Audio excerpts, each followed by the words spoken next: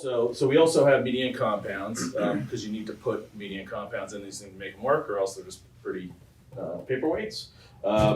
They're all considered consumables. Some consume quicker than others, and we'll go into that. So now we're going to talk about median compounds. They're all considered consumables. We love median compounds. Yeah. All right. These are our printers. That's our ink, right? So that's what you buy a printer for $400, and then you have to put $800 worth of ink in it. So that's why that's our focus. That's primarily what we sell. We sell more the consumables than the equipment because some of this equipment lasts for 50 years. People buy them once and that's that.